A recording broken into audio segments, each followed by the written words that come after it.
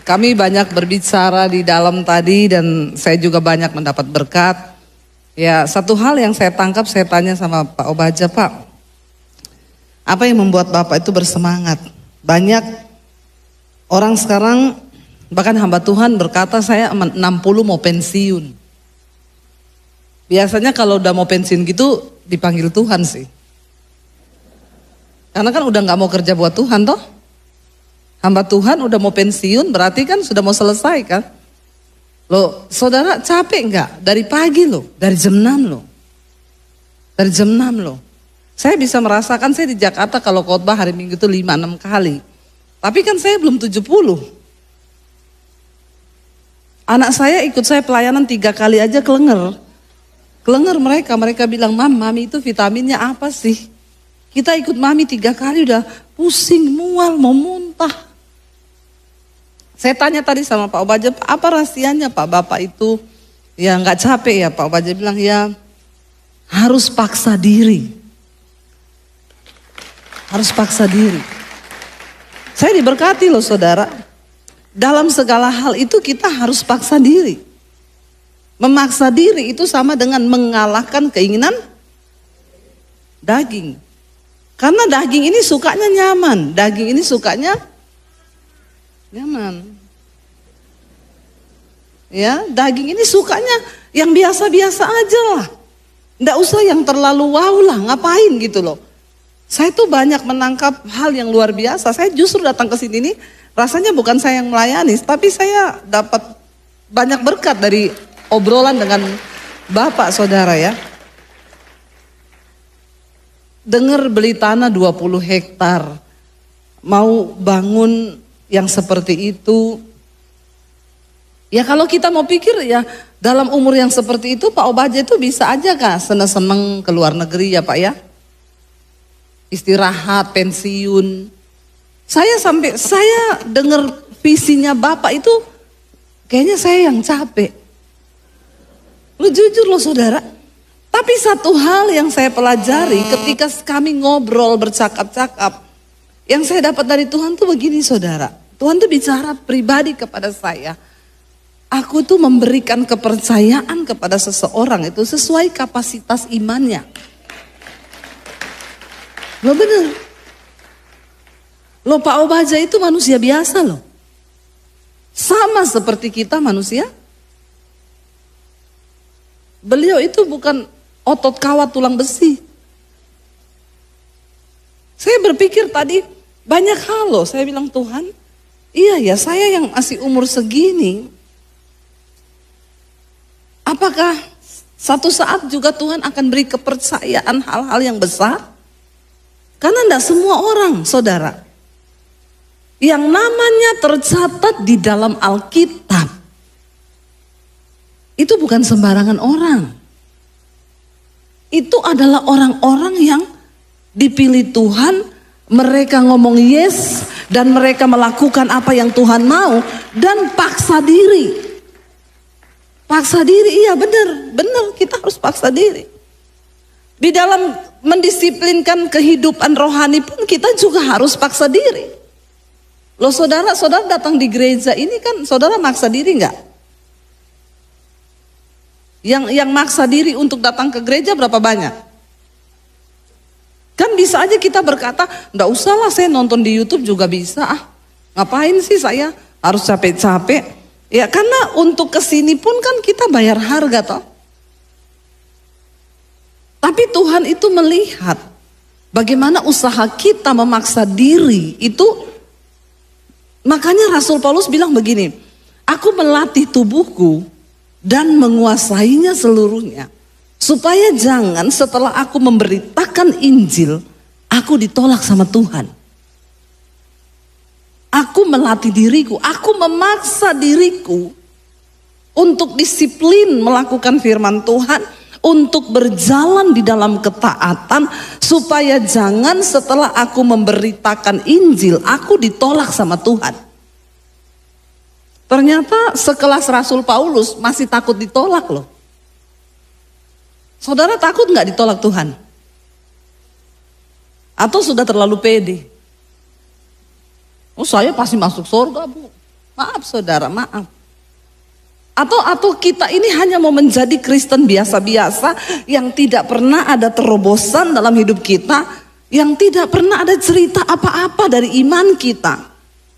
Setidaknya saudara harus punya kesaksian pribadi. Kita mengalami pengalaman yang ilahi bersama dengan Tuhan. Amin saudara. Pengalaman ilahi bersama Tuhan itu adalah sebuah kekuatan dalam pengiringan kita kepada Tuhan. Loh benar saudara. Saya mendengar pengalaman dari Pak Obaja saudara. Saya sendiri dibangun. Banyak hal yang saya dan suami dapat dan kami belajar. Belajar saudara, ternyata ya Tuhan yang besar itu, Tuhan yang hebat itu mengerjakan segala sesuatu perkara-perkara yang hebat hanya dengan orang-orang yang mau paksa diri. Mau paksa diri untuk apa? Berjalan dalam ketaatan. Paksa diri untuk apa? Melangkah di dalam kekudusan. Paksa diri untuk apa? Sungguh-sungguh taat mengalahkan kedagingan kita. Itu perlu paksa diri loh saudara. Tapi yang namanya manusia selalu maunya tinggal di zona nyaman. Dan kenyamanan itu adalah musuh terbesar dari iman. Tapi kota Solo terpilih menjadi kota jangan tepuk tangan. Kota Solo terpilih menjadi kota nyaman untuk tinggal. Ngeri loh, jangan tepuk tangan loh. Ya, karena Tuhan itu nggak suka kenyamanan loh. Ya, jadi makanya mungkin yang di Solo orang hidup 50.000 itu sudah bisa makan satu hari. Iya toh? Saya ini dulu tinggal di Solo saudara. Di Mojosongo.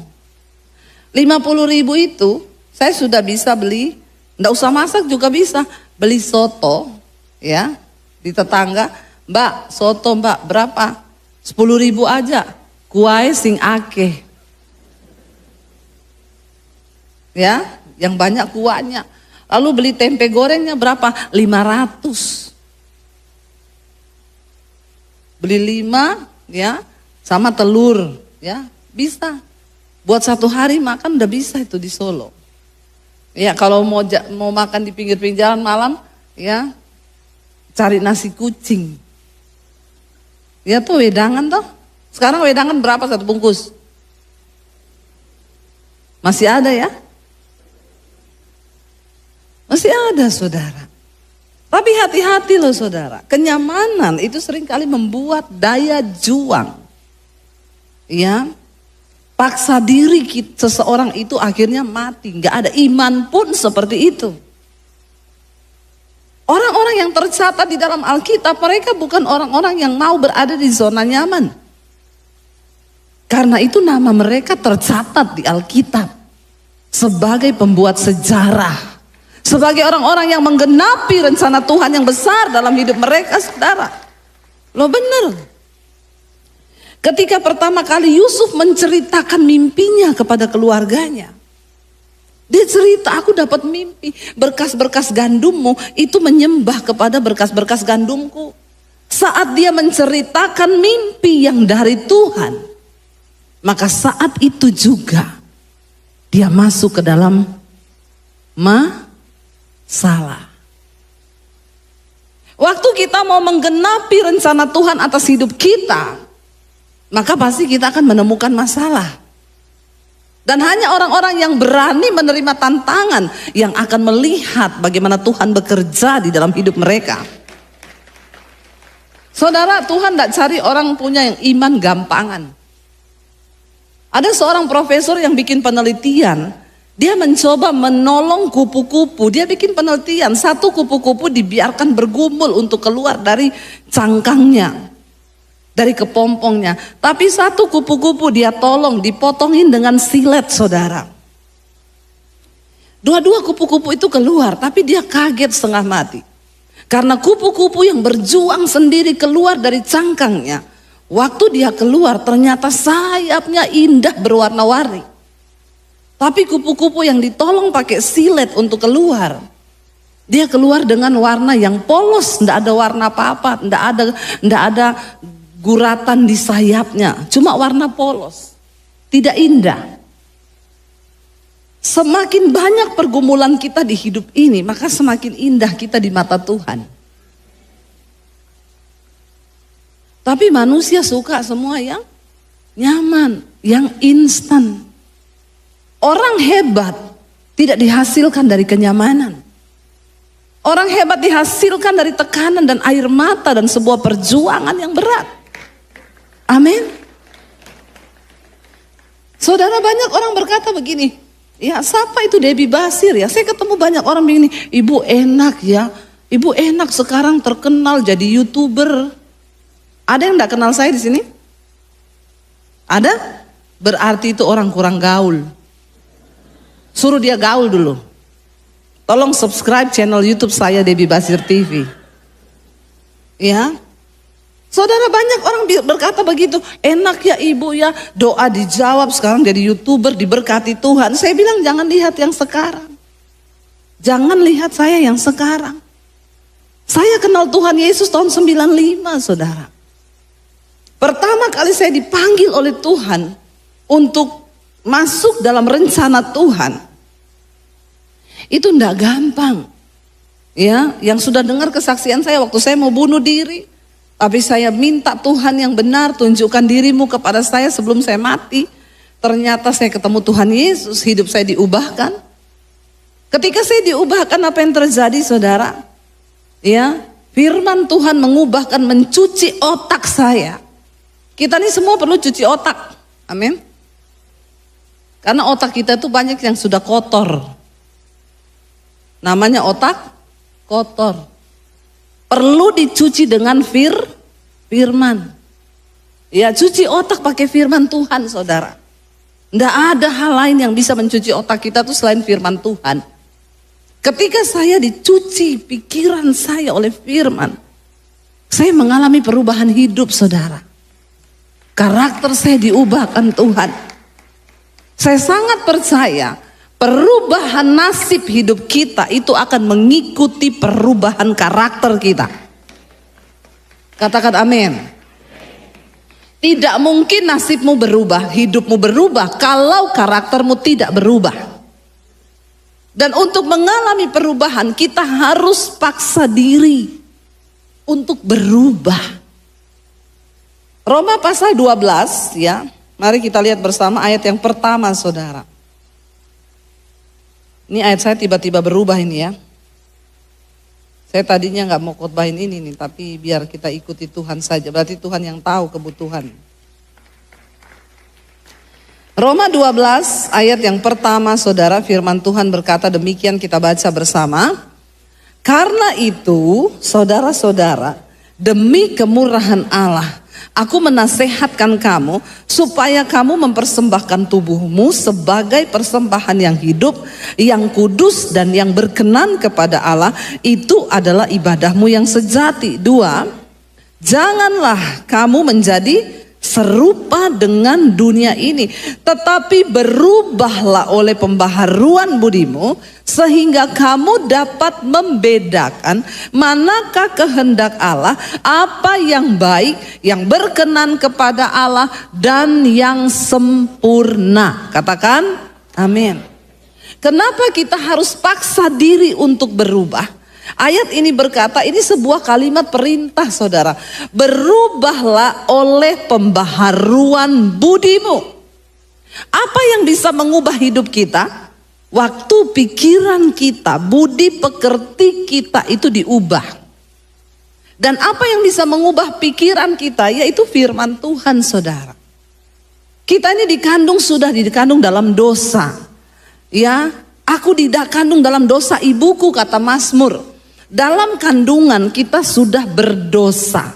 Ketika kita lahir sudah ada benih dosa. Pikiran kita dosa, semua berdosa. Karena itu semua orang yang terlahir ke dunia, dia perlu dilahirkan kembali. Ketika Yesus berjumpa dengan Nikodemus, seorang ahli Taurat, orang Farisi, pemimpin agama Yahudi. Dia datang kepada Yesus dan Yesus berkata, sesungguhnya kamu tidak akan bisa melihat kerajaan Allah kalau kamu tidak dilahirkan kembali. Setiap kita perlu kelahiran kembali. Bagaimana kelahiran kembali itu?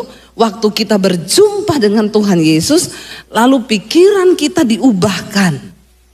Maka cara berpikir kita, paradigma kita, tujuan hidup kita pun semua akan diubahkan oleh Tuhan. Dulu saya sebelum bertobat saudara, pikiran saya itu semua pikiran duniawi. Banyak orang mengaku percaya Yesus tapi dia hidup dengan pikiran duniawi. Dulu saya berpikir kalau saya nanti menikah, saya akan cari suami yang kaya. Ya, yang kaya. Makanya anak-anak muda di Jakarta itu kalau mau pacaran, dia bilang sama pacarnya, kamu sudah baca tulisan di gerbang tol? Pastikan saldo Anda cukup. Ya, saya berpikir dulu kalau saya menikah dengan orang kaya, maka hidup saya akan nyaman, masa depan saya pun akan nyaman. Sehingga banyak anak muda sekarang berkata begini, kalau gua lebih pilih menangis di atas Mercy daripada menangis di atas beca. Saya bilang saya mau tertawa di atas Mercy. Ngapain lu nangis tapi di atas Mercy? Walaupun di atas Mercy tetap nangis, itu bukan rencana Tuhan. Waktu saya belum mengenal Tuhan, paradigma saya, cara berpikir saya duniawi. Saya harus cari laki-laki yang berkepribadian. Mobil pribadi, rumah pribadi, kredit card pribadi. Bukan bawaan orang tua. Karena saya pikir itu akan menjamin masa depan saya. Tapi ketika saya bertobat, menerima Tuhan Yesus, firman Tuhan berkata, berubahlah oleh pembaharuan budimu sehingga kamu dapat membedakan mana kehendak Tuhan, apa yang baik, yang berkenan kepada Allah dan yang sempurna. Karena di hidup kita ini ada 3 kehendak yang harus kita pilih. Yang pertama, kehendak Tuhan. Ayat ini dengan jelas berkata, kalau kehendak Tuhan itu pasti baik, berkenan, sempurna. Harusnya ini yang kita capai. Yang kedua, di hidup ini ada yang namanya kehendak setan. Setan selalu merancangkan yang tidak baik, yang tidak berkenan, dan yang pasti gagal total. Itu rencana setan buat kita. Dengar anak-anak muda, makanya kau kalau pacaran jaga kekudusan. Ya, jangan sembarangan. Hari ini di Jakarta, saya nggak tahu di Solo, banyak anak-anak muda pacaran masih SMA, SMP, sudah tidak lagi menjaga keperawanan, menyerahkan diri mereka. Akhirnya yang terjadi apa? Terpaksa menikah gara-gara sudah melakukan hubungan seks. Ini adalah rancangan setan. Kenapa banyak terjadi perceraian di kalangan Kristen? Karena dari awal pernikahan bukan tujuan Tuhan, tapi tujuan setan. Makanya please anak-anak muda, buka matamu. Jangan bilang cinta itu buta, cinta itu melek. Amin. Kalau kau sudah menikah baru buta, karena udah gak bisa buat apa-apa. Kalau masih pacaran melek. Makanya saya sangat melarang di bawah 20 tahun pacaran. Orang di bawah 20 tahun gak usah pacaran. Kau saja belum tentu arah hidupmu mau kemana. Di bawah 20 tahun pacaran, buang pulsa, buang tenaga, buang pikiran, buang ongkos. Ya, ndak usah dulu pacaran. Selesaikan sekolahmu, kuliahmu, baru kau pacaran, supaya kau tidak melanggar kekudusan hidup. Katakan, itu yang harus kita pegang. Dengar ya anak-anak muda, kalau kau ekstrim dengan Tuhan, Tuhan tuh ekstrim loh dengan hidupmu. Apa yang mau kau cari? Rencana Tuhan itu yang terbaik buatmu. Ingat loh, jodoh kita tuh cuma satu. Jadi gak usah gonta-ganti cari-cari. Nanti di atas umur 20 baru berdoa, Tuhan pertemukan aku dengan jodohku. Itu baru berdoa tuh, mulai buka hati bagi orang. Bergumul bener-bener tuh di atas 20 tahun. Karena di atas 20 tahun jodoh di tangan Tuhan. Di atas 30 tahun Tuhan lepas tangan. Tidak saudara ya. Tuhan tetap bekerja ya. Tapi berat, harus dengan doa dan puasa. Kalau sudah di atas 30 tahun. Ya tapi serius saudara, serius. Waktu kita mengerti rencana Tuhan, makanya dikatakan berubah dulu. Dan untuk bisa berubah perlu paksa diri. Loh, sekelas Pak Obaja loh, umur 70, melakukan kehendak Tuhan, harus paksa diri. Apalagi kita ini toh. Amin. Loh bener. Ya saya benar-benar dapat berkat saudara dari perbincangan. Ya saya menangkap banyak hal yang saya tangkap. Dan saya pegang itu, saya bilang Tuhan saya juga mau. Paksa diri. Memang harus paksa diri. Saya tuh pelayanan ya saudara. Puji Tuhan sekarang ini kami diberkati Tuhan lewat YouTube.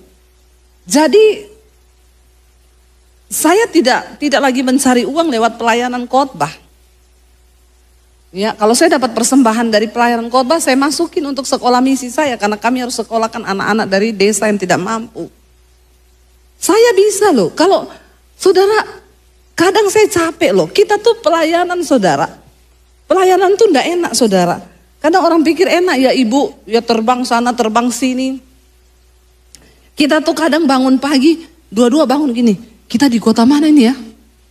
Bingung loh, ini di Semarang, Makassar, Manado, apa di mana ya? Bingung. Apalagi kemarin kita pelayanan saudara ke Surabaya kan, dari Jakarta saya terbang ke Surabaya. Udah capek terbang, ya baru turun rumah kadang cuma ganti koper ke bandara lagi, terbang lagi. Sudah mau landing, sudah kelihatan di bawah kota Jakarta, kota Surabaya diumumin. Maaf, kami baru mendapat pemberitahuan dari bandara, pesawat ini belum bisa landing dan kita akan berputar-putar selama 20 menit di udara. Dalam hati saya, kalau muter-muter di kota, di jalan, enak ya masih bisa ada Starbucks mampir toh. 20 menit itu lama gak saudara? Lama, apalagi di udara. Dan itu sudah kelihatan kota di bawah, jadi dia berputar pas di pusaran angin. Bayangkan 20 menit goyang. Dalam hati saya bisa saya tuntut ini perbuatan tidak menyenangkan. Kena pasal ini. Ya, tapi melayani Tuhan. Ya, itu resiko. Saya bisa memilih untuk di Jakarta enak-enakan sama anak-anak nge-mall, shopping. Tapi itu yang seperti Bapak tadi ngomong, kita harus paksa diri. Untuk melakukan kehendak Tuhan itu tidak mudah. Kenapa? Karena kami mau bekerja bukan hanya untuk upah yang binasa di dunia ini, tapi sampai kepada upah yang di dalam kekekalan. Dan itu tidak gampang saudara. Memang saya menyadari benar perlu. Saudara tidak gampang loh. Saya nih penginjil, saya panggilannya bukan gembala seperti Pak Obaja. Kalau saya jadi gembala, bubar semua jemaat kepahitan sama saya.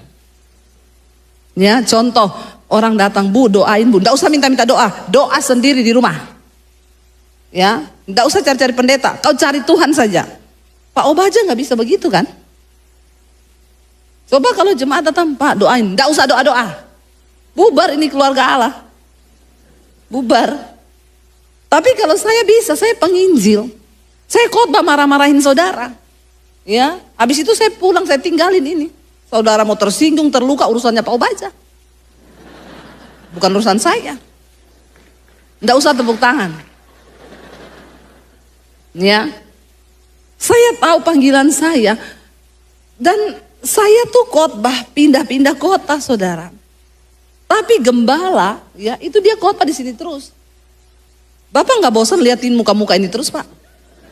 Kalau saya bosan loh. Ya, oh ya. Kalau saya saudara khotbah di satu tempat yang sama, saya bilang sama suami, waduh, khotbah di Jakarta kalau hari Minggu 5 kali di gereja yang sama dengan suasana yang sama itu berat loh, berat. Saya lebih suka pindah 3 tempat atau 2 tempat, ya 6 kali enggak apa-apa. Yang penting pindah tempat karena beda suasana toh. Enggak gampang loh jadi gembala itu, enggak gampang saudara.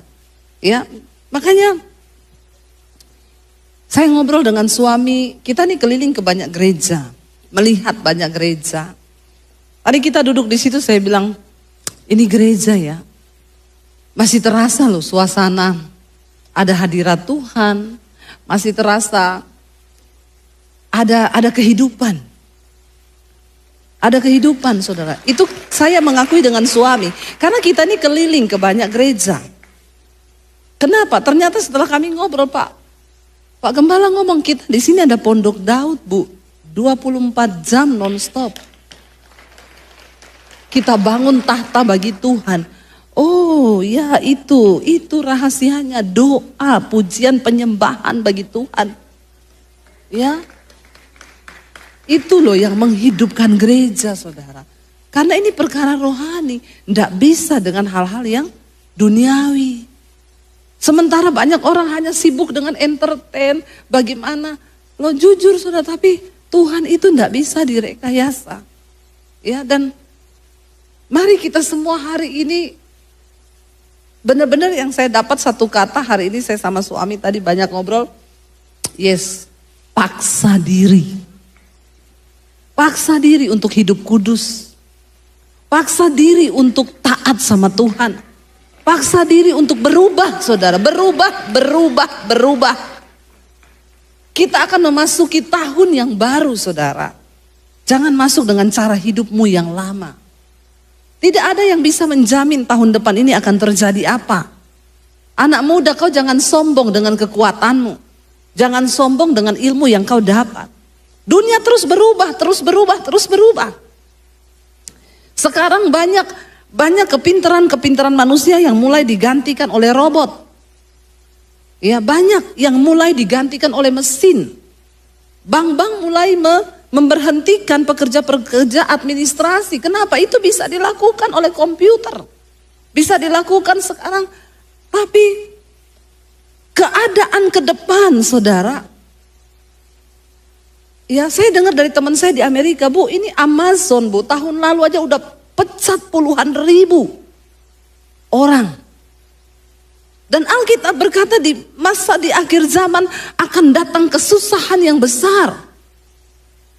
Akan datang masa sulit di akhir zaman. Dan kita nggak tahu apa yang akan terjadi, tapi saya mau bilang kepada kita semua, terutama engkau anak-anak muda.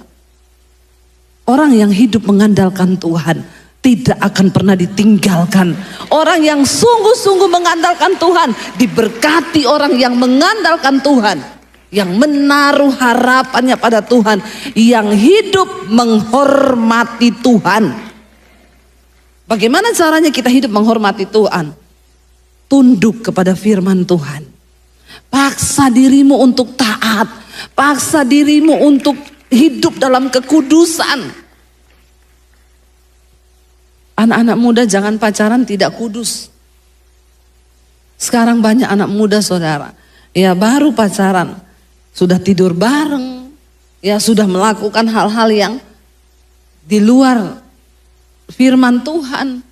Ya, mari kita berusaha, paksa diri untuk sungguh-sungguh melakukan kehendak Tuhan.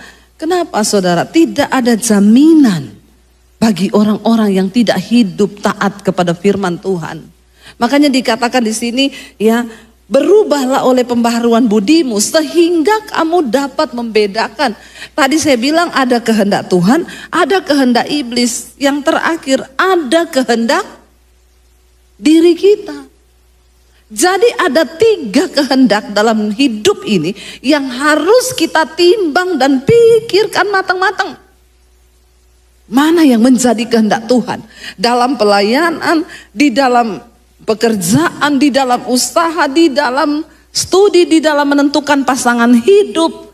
Kita selalu diperhadapkan dengan 3 kehendak ini. Ada kehendak Tuhan, ada kehendak setan, ada kehendak diri.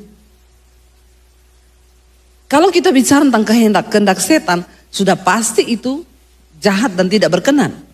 Tapi kalau kita bicara kehendak diri, nah ini yang sering kali abu-abu. Abu-abu saudara, antara melakukan kehendak Tuhan atau kemauan kita sendiri. Itu tidak gampang loh. Tapi Tuhan minta kita ini uji segala sesuatu. Uji. Dan peganglah apa yang baik. Amin. Karena kita hidup bukan untuk melakukan kemauan kita, tapi kita hidup untuk melakukan kemauan Tuhan.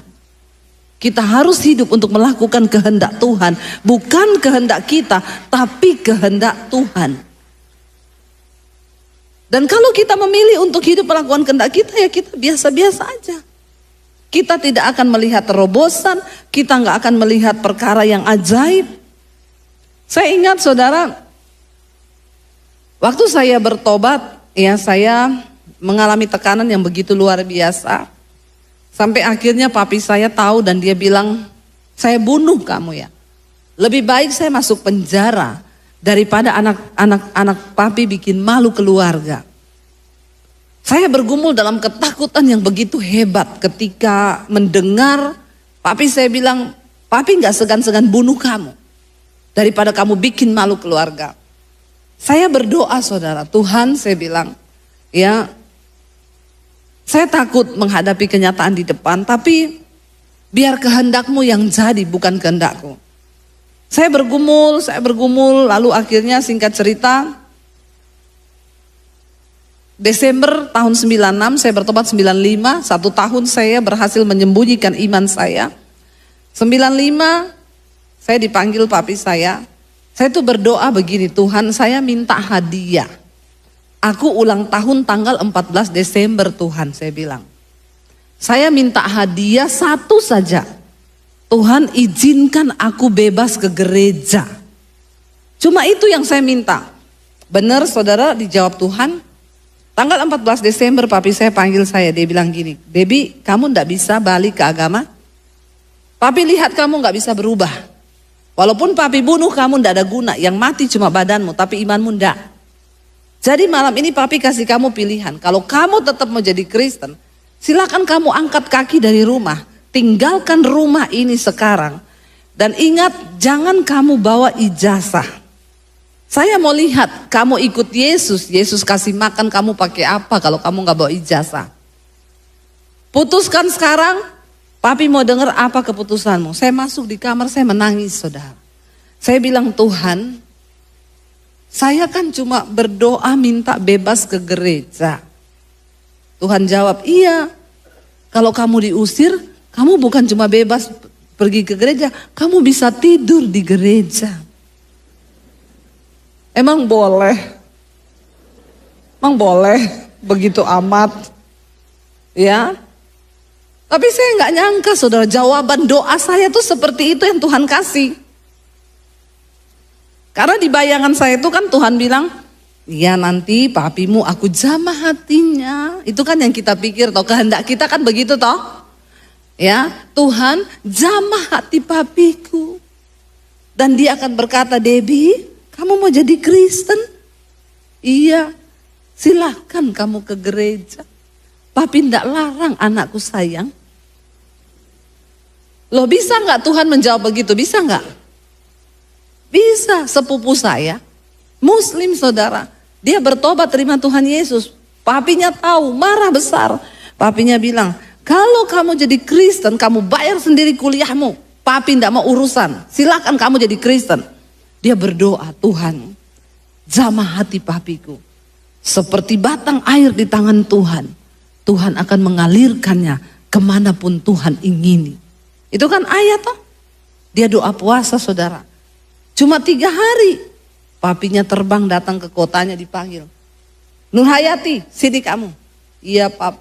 Kamu benar mau jadi Kristen? Iya pap. Keputusan papi begini ya. Kalau kamu mau jadi Kristen, kamu harus menikah sama orang Kristen. Kamu mati harus dikuburkan secara Kristen. Jangan kau pindah-pindah agama lagi. Karena agama itu bukan untuk main-main. Tepuk tangan toh dengar begitu toh? Tepuk tangan. Dahsyat. Tuhan mengabulkan doaku toh. Jadi waktu saya menghadapi itu, sepupu saya bilang begini, Deb, kamu contoh doaku ya.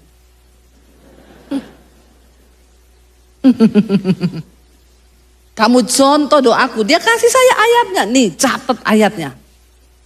Kamu ganti di situ hati raja menjadi hati papi. Seperti batang air di tangan Tuhan. Tuhan akan mengalirkannya kemanapun Tuhan ingini. Saya perkatakan itu. Saya ikuti doa puasa. Dia 3 hari, saya 3 bulan. Lebih lama siapa? Lebih lama saya. Dengan harapan kehendakku jadilah.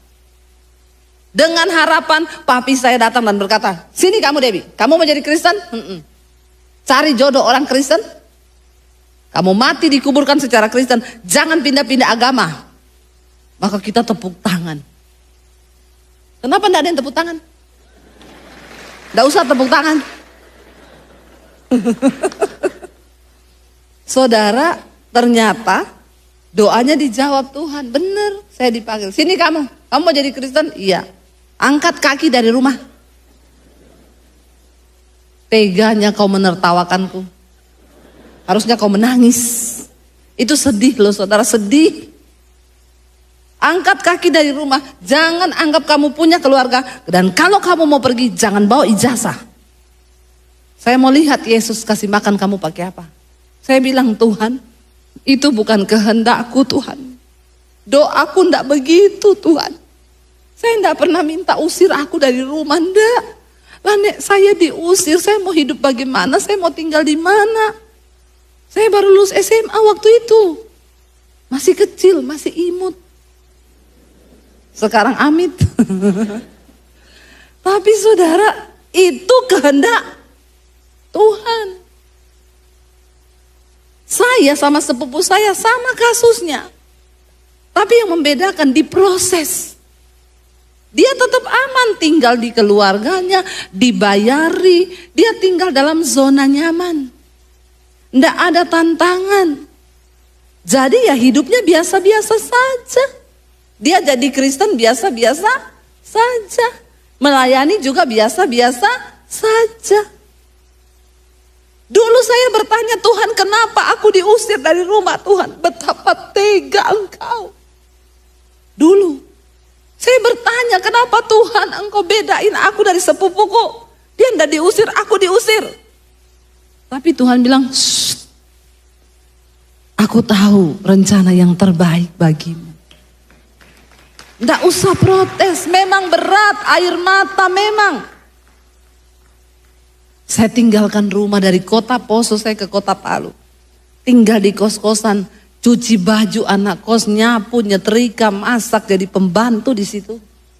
Iblis ngomong, goblok. Ikut Yesus jadi pembantu. Kenapa kau nggak pulang ke keluargamu? Di sana ada pembantu cuciin bajumu. Kenapa kau cuci bajunya orang? Saya berkata, iblis, aku telah dibeli dan hargaku lunas dibayar. Dan hidupku bukan milikku lagi, tapi milik Kristus. Dan Tuhan sedang mencari orang-orang yang radikal dan berani percaya kepada rencana Tuhan. Agar engkau bisa menjadi orang-orang yang mencatat sejarah di dalam imanmu. Katakan. Amin saudara. Ayo berani melangkah melakukan sebuah terobosan. Jangan tinggal di zona nyaman. Saudara, hari ini dengan melihat apa yang Tuhan kerjakan di dalam hidup saya berkata, Tuhan terima kasih. Karena waktu itu aku diusir Tuhan. Makanya aku jadi Debbie Basir yang seperti hari ini. Kalau saya tidak diusir Tuhan, saya cuma jadi seperti ini yang tidak ada apa-apanya hidupku Tuhan. Saudara, mari kita melangkah masuk kepada kehendak Tuhan sekalipun itu berat. Tapi kehendak Tuhan itu yang terbaik bagi saudara dan saya. Karena itu jangan pernah menyerah.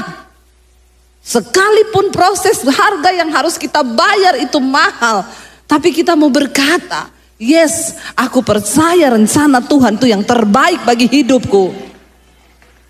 Karena itu firman Tuhan berkata, berubahlah oleh pembaharuan budimu supaya kamu dapat membedakan Apa yang baik, kehendak Tuhan, apa yang baik, yang berkenan kepada Allah dan yang sempurna. Itu kehendak Tuhan bagi hidup kita. Mari kita berdoa hari-hari ini, bawa hidup kita kepada Tuhan. Anak-anak muda, bawa masa depanmu kepada Tuhan. Jangan hancur hanya karena engkau jatuh dalam seks bebas, engkau jatuh dalam narkoba, engkau jatuh dalam tipuan-tipuan iblis yang coba menghancurkan masa mudamu. Sebab engkau berharga di mata Tuhan. Engkau mulia di mata Tuhan. Dan Dia punya rencana yang besar bagi hidup saudara dan saya. Amin. Jangan biarkan setan merusak hidup kita. Jangan biarkan rencana iblis yang terjadi atas hidup kita.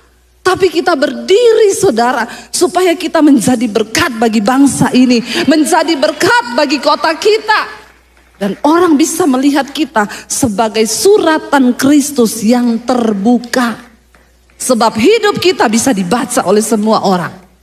Kalau engkau berkata pengikut Kristus tapi hidupmu gak berubah, perlu bertanya apakah engkau sungguh-sungguh ketemu Tuhan atau tidak.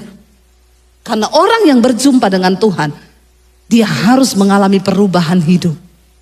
Amin saudara. Ketika saya bertobat, saya berjumpa dengan Tuhan Yesus. Tapi saya bilang, oh ini penyebabnya, makanya kamu jadi aneh. Dan semua orang yang bertobat pasti akan jadi apa?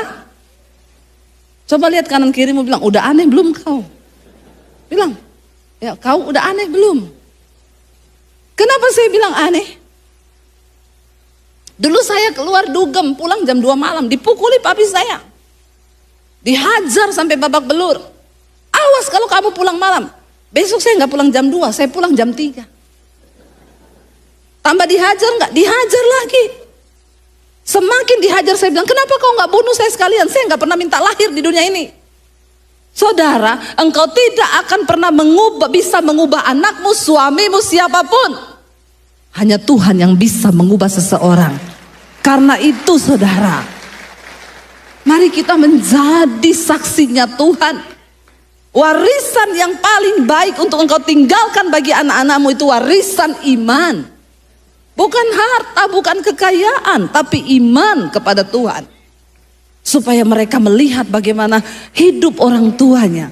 Dan mereka bisa meniru. Daud berkata kepada Salomo. Dia bilang, hai anakku, kalau engkau kelak menjadi raja, kenalilah Allah ayahmu. Kenalilah Allah ayahmu. Kenapa Daud berkata begitu saudara? Ini berbicara tentang hubungan Daud dengan Tuhan. Dan itu menjadi sebuah teladan. Saya berkata kepada anak-anak saya bilang, dek kamu jangan sombong ya. Sehebat apapun engkau menuntut ilmu, ingat loh, hanya perkenanan Tuhan yang bisa membawa engkau masuk dalam kemuliaan. Masuk dalam kemuliaan. Loh saudara, kalau mau dipikir saya ini bisa jadi apa? Saya tuh keluar dari rumah gak bawa apa-apa. Tidak bawa ijazah, itu saya minus hidup saya. Saya memulai hidup dari min. Tapi kalau saya bisa jadi seperti hari ini. Makanya Tuhan tahu, karena saya gak ada ijazah, saya gak bisa diterima. Kemarin saya isi Natal di perusahaannya Pak Rudi Tanu. Saya tanya sama Pak Rudi, dia duduk di situ, Pak. Kalau seperti saya Pak, datang melamar di perusahaannya Bapak. Saya bilang, Pak saya mau melamar kerja di perusahaan Bapak. Saya enggak ada ijazah Pak. Saya mau tanya Pak, kira-kira jabatan yang cocok buat saya itu apa? Enggak ada ijazah. Pak Rudi langsung jawab, cleaning service Bu. Loh emang bener? Bener. Saya enggak ada ijazah, melamar, ya yang paling cocok apa? Cleaning service, itu pun belum tentu bisa. Tuhan tahu. Saya nggak mungkin bisa cari pekerjaan tanpa ijazah. Makanya saya jadi YouTuber. Amin. Loh iya saudara. Ya. Lewat pelayanan, saya ingat banget ketika saya ada di kos-kosan di Palu. Saya puasa, hampir tiap hari saya puasa. Puasa itu karena terpaksa, memang nggak ada makanan di kos-kosan. Daripada saya cuma nahan lapar, nggak dapat upah, mending tak puasa sekalian toh. Dapat upah dalam kekekalan toh. Sama-sama laparnya loh. Saya berdoa waktu itu, Tuhan engkau mau bawa kemana aku ini Tuhan. Hidupku sampai kapan begini Tuhan. Mau kerja nggak ada ijazah, mau ini nggak ada ijazah. Waktu saya bertanya seperti itu, saya dibawa dalam satu penglihatan. Saya berdiri di satu panggung, saudara, di bawah itu lautan manusia, ratusan ribu orang.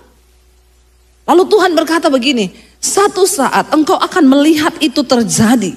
Engkau akan menyampaikan isi hatiku kepada ratusan ribu, bahkan jutaan orang. Oh, saya merinding ketika penglihatan itu. Lalu Tuhan bicara, bangsa-bangsa menantikan pengajaranmu, pulau-pulau menantikan pengajaranmu. Saya gemetar, iya Tuhan, amin, amin, yes, bersuka cita saya. Begitu amin, buka mata, pakaian kotor. Memang paling enak di hadirat Tuhan, jangan buka mata. Karena waktu kita buka mata, kita lihat kenyataan tidak seindah iman yang kita lihat. Tapi saya tunggu itu terjadi. Dan saya mau bersaksi kepada saudara, hari ini saya bersaksi dari mimbar itu, penglihatan itu terjadi di dalam hidup saya. Terjadi dan Tuhan genapi itu, saudara. Benar, bangsa-bangsa menantikan pengajaranku, pulau-pulau menantikan pengajaranku. Saya keliling ke luar negeri pelayanan, saudara. Ya, nanti bulan Februari ke Jepang, bulan Maret ke Amerika 1 bulan, pelayanan keliling. Apa yang Tuhan buat tidak bisa kita pikir dengan pikiran kita. Setahun 4 kali saya ke luar negeri. Karena Tuhan. Karena Tuhan. Makanya saudara, jangan pernah coba melangkah dengan kekuatanmu sendiri, melakukan kehendakmu. Sebab apa? Rencana Tuhan, kehendak Tuhan lebih besar daripada rencana kita. Amin. Saya berdoa, kita sedang mempersiapkan diri memasuki tahun 2024. Kita harus berdoa bagi bangsa kita, saudara. Ini tahun-tahun panas, tahun politik. Ingat ya, ingat, pilpres sebentar lagi. Siapapun presiden yang terpilih, ya, itu pilihan Tuhan yang terbaik. Kita semua berdoa itu terjadi, pilihan Tuhan. Ingat, ingat, ingat. Pilihan boleh beda. Tapi please, nggak usah berantem, nggak usah saling menjelekkan. Jangan membawa perpecahan. Saya mau bilang satu hal, siapapun presidennya, kau tetap kerja supaya kau bisa makan. Tidak ada kau bisa enak-enak nggak kerja. Siapa bilang? Makanya jaga damai sejahtera. Ya, nggak usah saling menjelekkan. Di grup ada yang left group gara-gara pilihannya berbeda. Ya, saya kadang bingung foto sama jemaat. Bu, tangannya gini ya, tangannya gini ya, tangannya gini ya, tangannya gini. Saya pilih gini. Ya, saudara, kita tetap satu bangsa. Ini namanya pesta demokrasi. Nggak usah terpancing, nggak usah terbawa emosi. Gara-gara presiden, ingat siapapun presidennya, kau tetap kerja. Bangun dari tidurmu, amin. Dan paksa dirimu, amin. Supaya engkau melihat perubahan dalam hidupmu. Karena perubahan hidup, perubahan nasib akan mengikuti perubahan karakter. Kalau karakter kita berubah, nasib kita berubah. Karaktermu gak berubah, jangan mimpi kau lihat perubahan pada nasibmu. Ada orang-orang yang hidupnya gak pernah berubah, begitu terus. Ya, dari dulu sampai selama-lamanya hidupnya begitu. Saya tanya, kamu kok gak berubah-berubah? Iya, seperti Tuhan Yesus, Bu. Tuhan Yesus kan tidak berubah, aku pun tidak berubah, Pret. Saya bilang, Yesus gak berubah, kau harus berubah. Amin. Bilang kanan kirimu, kau harus berubah loh. Ya, Yesus nggak berubah tapi kau harus berubah. Ayo saudara, ya kita bangun diri kita di atas dasar firman Tuhan. Ketika kita hidup melakukan kehendak Tuhan, tidak perlu takut hari depan seperti apa. 2024 mau gelapnya seperti apa. Alkitab berjanji, Tuhan tahu siapa milik kepunyaannya. Dan orang yang menyebut nama Tuhan harus meninggalkan kejahatannya. Dan Tuhan mengenal siapa milik kepunyaan Tuhan. Pastikan hari ini kita dikenal Tuhan. Jangan ngaku-ngaku kenal Tuhan padahal tidak dikenal Tuhan. Ya, banyak orang ngaku-ngaku kenal tapi tidak dikenal. Nah ini saudara, kita perlu berdoa, Tuhan, aku bukan hanya mau mengenalmu, Tapi aku berdoa biar Tuhan mengenali aku. Kalau Tuhan kenal kita saudara, maka keluputan itu terjadi di hidup kita. Mau goncangan sebesar apapun. Karena Alkitab berkata saudara, Tuhan bilang begini. Satu kali aku akan menggoncangkan, bukan hanya bumi saja tapi langit juga. Supaya tinggal tetap satu umat yang tidak tergoncangkan. Waktu kegoncangan itu datang, orang yang bersandar kepada Tuhan, pertolonganmu datang dari Tuhan sendiri.